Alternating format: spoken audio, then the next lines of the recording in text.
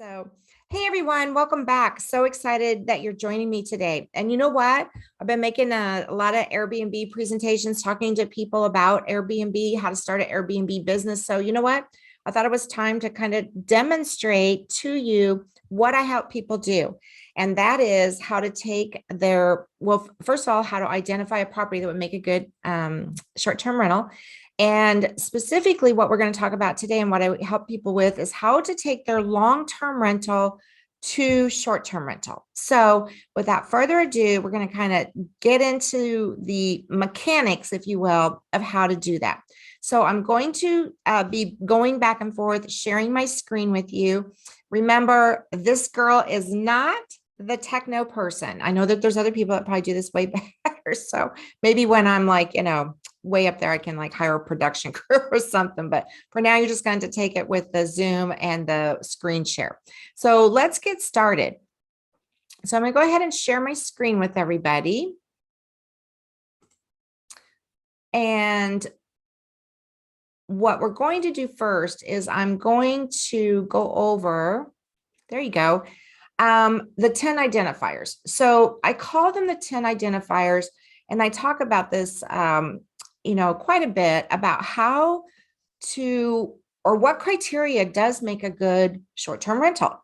Airbnb, home share, VRBO. What criteria do I use? So I came up with 10 identifiers, and you can get a copy of this, just email me or ping me, find me on social media. But this is the 10 identifiers that I talk about. And so what I do is I apply these 10 identifiers. And this one actually looks at long-term rental, because that's what we're talking about today, converting a long-term rental to a short-term rental. So I look at location, like if you have a rental, a long-term rental, it pretty much can be anywhere, right? If you have a short-term rental, it needs to be next to attractions. I mean, think about, why would people come there? What unique amenity are you going to be offering? The lease term, typically on a long-term rental, well, it's a long-term rental, right? So it's more than 28 days. With Airbnb, now this is my own personal preference, I don't go longer than 28 days. I'm in Texas. I do use a rental agreement, and I just don't, the whole idea is to get into short-term rentals, so I don't do long-term rentals. And I guess if somebody wanted to pay me the nightly rate of $350 a night, I'd probably consider it. But, you get into a whole lot of other contractual things when you go longer than 28 days. What if they stop paying? What if they damage the property? It just opens up a whole can of worms. And again, we're talking going long-term rental to short-term rental. I can always go back to long-term rental. In fact, that's my exit strategy when I purchase these Airbnbs or buy property with the idea of being an Airbnb. Always have an exit strategy. And so mine is to make it into another long-term rental. The rents and the way you calculate rent, completely different. So I usually get small increases every year. And I'm going to show you how you can manipulate some numbers for that nightly Airbnb number. Marketing, repairs and maintenance. I'm going to be doing some other videos about this later on, but holding costs, I do want to talk about that, because most of us, unless you're just, have a property that's already paid for, you have a boatload of cash, yay for you. But my property that we're going to be talking about today has a mortgage on it, and I'm already paying the mortgage and the property taxes. And, the only thing I'm not paying is the utilities and lawn service, because the tenant pays for those. But that is the difference. But I'm already paying that. So my cost, I guess, is what I'm already having a cost to have this property. And I'm just to convert it into short-term rental, my cost, on an ongoing basis. Okay, Wi-Fi is another one. And I will have to furnish it. Okay, so that will be like kind of a larger cost. Management, the reason I put this in there is when you have a tenant, you have a landlord relationship. It's very, the tenant's expectations, your expectations. But in the short-term rental space, it's a hospitality relationship. Think of it like, 5-star, you want to get a 5-star review, you have to be a 5-star host. You have to give 5-star service. So that's a little bit of a different mindset with, you cannot run your Airbnbs like you would a long-term rental. You've got to be, on it. You've got to make sure things are stocked. It takes a little bit more to manage it. Startup costs, again, I already own the property, right? I already rehabbed it. I will have to go in and paint and put new flooring in and then buy furnishings, right? So that will be the major expense. Security deposit, so you collect a security deposit with a long-term rental, short-term rental. No, I mean, I charge a pet fee. It's $200 per stay. Up to 2 pets. I only allow dogs, no cats. And so that's a little bit different. Of course, if there's additional damage from the pet, but and I never talk about service animals because that's just like I like to say, just a whole nother can of worms, right? The size, super important here because the house that we're going to be talking about is a 3-bedroom, 2-bath.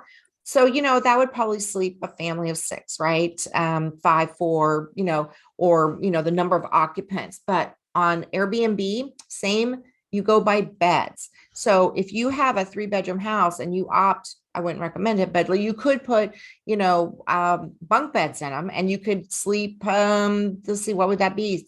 3 times 2, that'd be 12, right? Is that right? Did I do my math right? 2, 2, 2. Well, you get what I'm saying. And then I could put in, this particular house has 2 living areas and I could literally put in 2 sofa sleepers. So do you get what I'm saying? You can manipulate the number of beds and you get paid on a nightly rate based on the number of people that you can house. And then this just goes into more of the description. So I'm going to stop my share for just a second and come back to you. There you go. All right. So we just used our 10 identifiers. So I said, okay, I have this property out in Grand Prairie, Texas. I'm going to show you pictures and all of that. And when we looked at when we got into the Airbnb business, I said, maybe some of our short-term or our long-term rentals, we should consider that. So out of the portfolio, this is one that really would, be a good short-term rental. So let me take a second here and reshare. I want to give you some where we're going to really start on the case study. So number one, you want to go and really look at, let's see, screen share. Here we go. And where am I going to take you now? I am going to take you.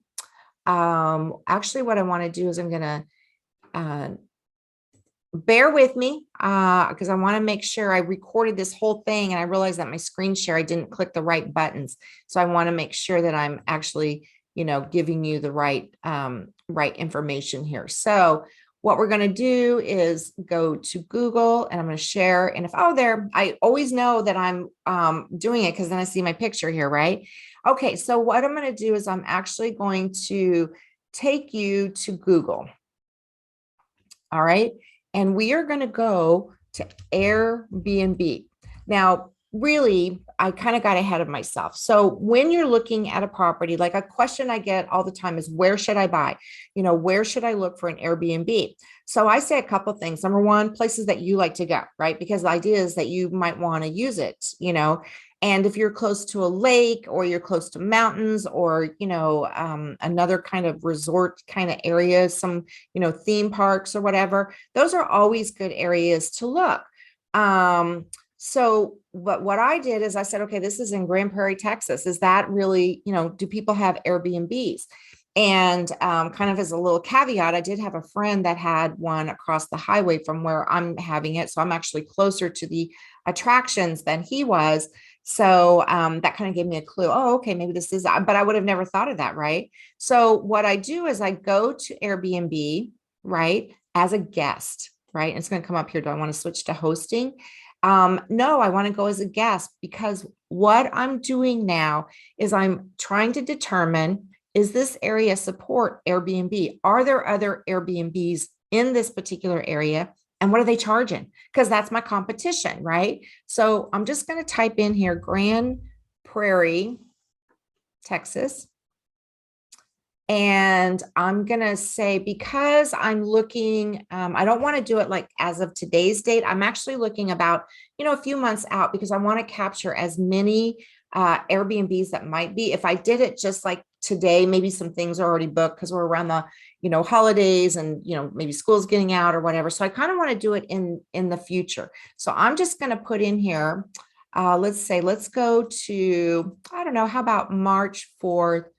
And how about, I'm going to check out And the reason I'm going to put in like a week is I'm going to give you a little tip. So on my Airbnbs, I have a 3-night minimum. 2 nights doesn't really cut it. I need to have 3. You'll make more money. You might have less bookings, but you'll have more money overall. So that's why I'm doing a longer search, because I want to capture all of the hosts that might, do a week there. And then add guests. So let's just look for 6. Okay. We're going to say that. Okay. Now I'm going to hit my search button and I'm going to come up here and you can see all the ones that start coming up. But what I'm really interested in is this map, right? So you can see this is in Grand Prairie. So I'm going to zoom in a bit. I'm going to go down here. I kind of know where the property is. And if you keep zooming on the Airbnb map, look what happens. The names of the streets come up. Ooh. So then you can kind of fine tune your search for where your property is. So I'm going to come back over here and my property is kind of over in this area, kind of right in here. Okay. So this might be too big of a search, but what I wanted to show you is look at all the prices. Here's a 142. What do you get for 142? It's a 4-bedroom residential home. Here's one for 389. And here's what you can also do. If once you determine, this is an area and you end up buying a property in a particular area, you can actually go on and click, to get ideas of how people decorated their properties, to get ideas, especially super hosts. They always have good ideas, you know what I mean? Or little things that you might not have, thought about. So this one is really nice because and then you can see this host has 4, they're a super host. I got or this is the reviews. I don't know if they're a super host or not, but you can clearly see that this is a desirable area. Here's one that's 524, nice vacation home. So my property is actually kind of in this area here. So, alrighty then, that's what so we've done our 10 identifiers. So number 1, back up. I went on Airbnb and I said, oh yeah, that area does support Airbnb. Number 2, I did my 10 identifiers to say, okay, yes, this property could. So now what I want to do is I'm going to stop sharing. So let's do that. Stop sharing so I can share some more. And now we're going to actually get to the property. So I can kind of show you some numbers and then how did I determine how much money I could possibly make with this short-term rental versus what I'm making now as a long-term rental. So I'm going to share my screen again. Share my screen again. There we go. All right. So now this particular property, let me just go here. I'm going to start up here so you can kind of see where I went. So this is the property here it's a residential area. There is a HOA, but it doesn't prohibit me from having a short-term rental. It has has different features, like as a community pool, that kind of thing. Here's my map of where the property is. So we kind of like looked at, okay, here's the ballpark, here's the airport. And then, here are the things. It's 8 miles from the ballpark, which if you noticed, one of those Airbnbs said that they were, right close to the ballpark. Water park, less than a mile. There's a main event, which is a big, like bowling and I don't know, different kinds of games that people play. It's very family friendly. It's close to freeways, airport, shopping, and really that's what people want. I could turn this into nurse finders, and just rent it to nurses and, people that are they're here maybe for 2 or 3 weeks or whatever for their contract. Now, here's what the property actually looks like. So remember, we talked a little bit about amenities. So this is listing pictures, so not what it looks like. But what I wanted to share with you is when I was going through my criteria, I was like, okay, what would make people want to come to this home? How could I basically furnish it, decorate it, or whatnot? So this is all before. Yeah, this is not the after. So, but it has a good sized kitchen, right? Full size kitchen, has all the amenities, dishwasher, stove, refrigerator. There's an eating kitchen. And then this is actually right next to the kitchen. This is a second living room. I don't have a picture of the first one, but it has a fireplace, a good sized backyard. I do not have a neighbor on one side of the property. It's just an open area. And they won't be building or anything. And then the houses are actually spaced a little bit further apart. This is the master bedroom, and this house had been a 4-bedroom, and the previous owner cut this out, and they made, a nice, huge master suite. So I could leave it as a 3-bedroom and just make this a really cool, master bedroom retreat getaway, because that would be a value add, and that's probably what I'm going to do. You know, I'm not really going to talk about, like, does every property make a good Airbnb, but I just wanted to kind of show you, I have, as many of you know, I do investing on different levels. So these are just 2 properties. And this was an owner finance property I did in a little tiny town. And no, it would not make a good Airbnb. And this was a flip I did over in Fort Worth. So no, this one wouldn't have made a good Airbnb. The floor plan was a little wonky, and, it sold all before COVID. So that was all good. The other factor that you want to look at, we're going to get into the numbers now. So as a long-term rental, you're going to just get a flat fee every month, whatever that rent is. So my tenant's actually been in the property for a little while. So she's actually under. So for this area, I did this as of the end of October. It probably changed maybe a little bit, but not much. But you can see the average rent for a 3-bedroom is like around $2,000. So let's think about that. She's not paying that much, right? So $2,000 a month times 12 gives me $24,000. So let's keep that number in mind. $24,000 is my gross income from my long-term rental. Okay. So I'm going to stop the share. And now we're going to go into Airdna. I'm going to show you how Airdna works and how I determined and made the decision to take this property and turn into a short-term rental. And I think you're going to just be blown away by the numbers. Okay, so we're back. Now, if you haven't subscribed to my channel, okay, now's the time. Taking a little break while I get the computer back and going. So let's just recap. Number 1, we've identified a property. So maybe you already have a long-term rental and you want to look at making it a short-term rental, or maybe you're just going to buy property, right?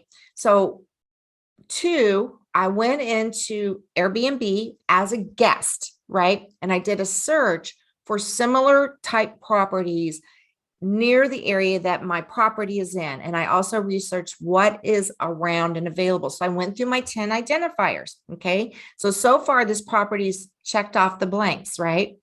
Then I also know as a long-term rental that I can only have a gross income of $24,000. That's if I raise the rent on my tenant, right?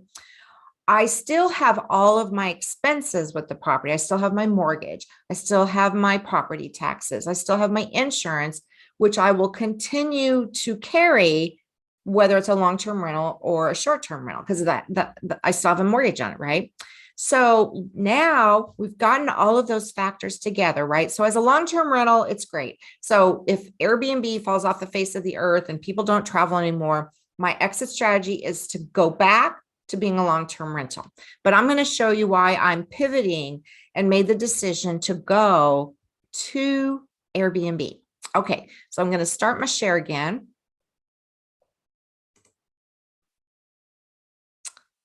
I'm telling you, these computers. Okay, here we go.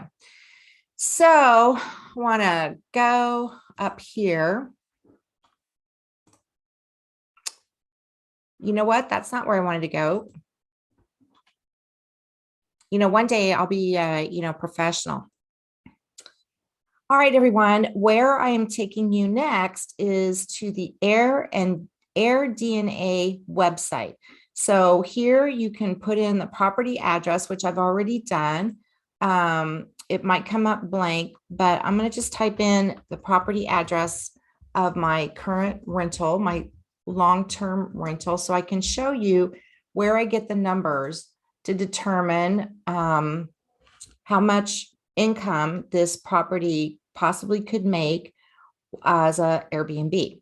So as you remember, when we looked at the comps, the average rent for that 3-bedroom, 2-bath is about $2,000 a month. So that means about $24,000. So here's the property. Now it came up with $36,000, an average daily rate of $214, and you can see the occupancy rate is at 47%. So what we want to do is make sure that they're looking at the numbers that we need. So as I said, this was a 3-bedroom, 2-bath, and it had the potential for being a 4. But for this example, I'm just going to show you what happens with the numbers. So let's keep this in mind: 36,000 annual income on average daily rate. So even if I just did it as a 2-bedroom, I'm still ahead from the current rent that I'm getting. So now I'm going to go in here and I'm going to update this to a 3-bedroom, 2-bath, and I'm going to say it's going to sleep a minimum of 6 guests. I could put in sleeper sofas, and I would have more beds. But for this example, we're just going to do this. So I'm going to update that. Now this website just goes, I was just going to say it goes a little bit slow, but look at this. So right there, the annual revenue jumped up to $50,000 a year, and then $300 average daily rental rate. And the occupancy did go down by 1%, but literally if I rented this property for 10 days a month, I would still be ahead. So this is the example I wanted to show you. Now, the other thing that's pretty cool down here, and I actually used this report from Airdna for my lender.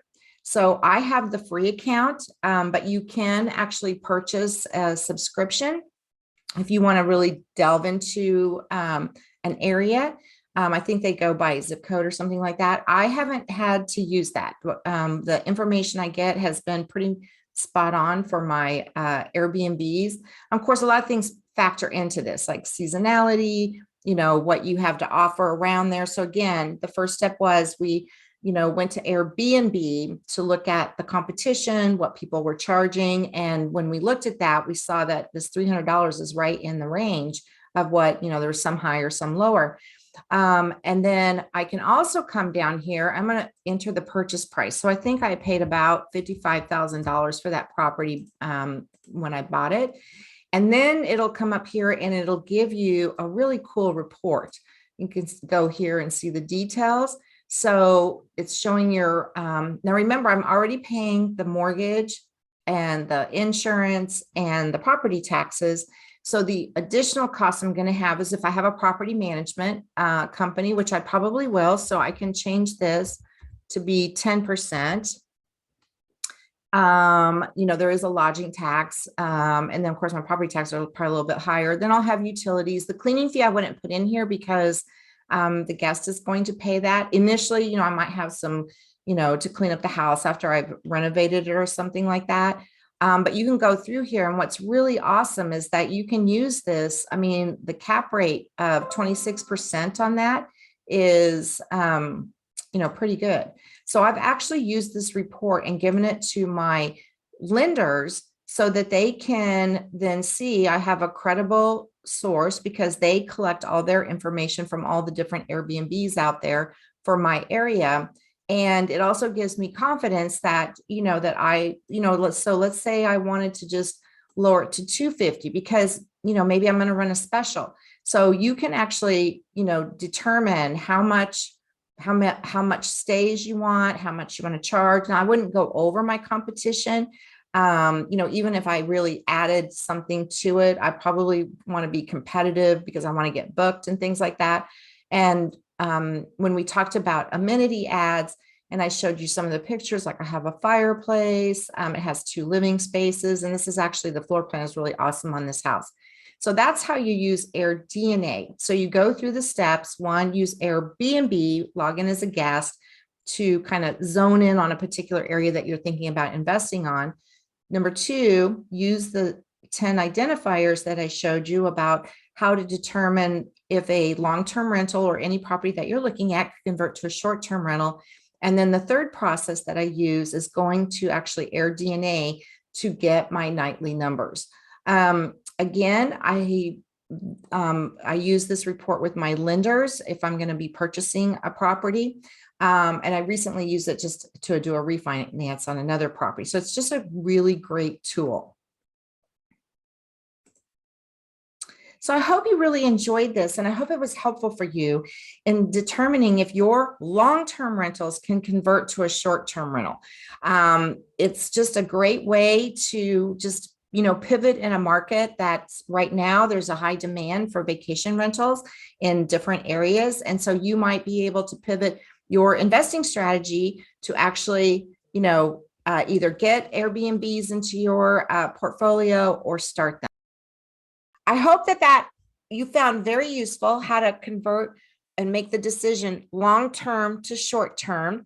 I think it's a no-brainer. And again, you can always have the exit strategy to go back to long-term renting. So as long as you, number one, done your due diligence, because I say this all the time, check out the area that you think you might want to buy a property or your current existing rental is in. I mean, not all areas, like if those two properties I showed you were rentals, they still wouldn't make a good Airbnb, right? Not every property can make a good Airbnb.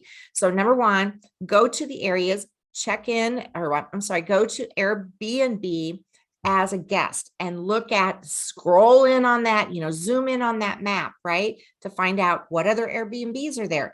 And, it's kind of like flipping. Don't be the first person to flip in an area. If there's no Airbnbs there, ask yourself why, is it just such a hot area? Because if it's a hot area, probably there's going to be some Airbnbs there because this business has been around for a while. Number two, what can you get monthly versus nightly on your Airbnb?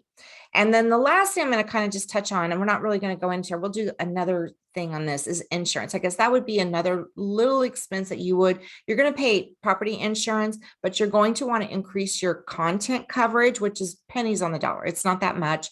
And then the other thing you're going to want to do is make sure you have really good liability insurance and also disclose to your owner or to your insurance agent, especially as you go from long-term to short-term.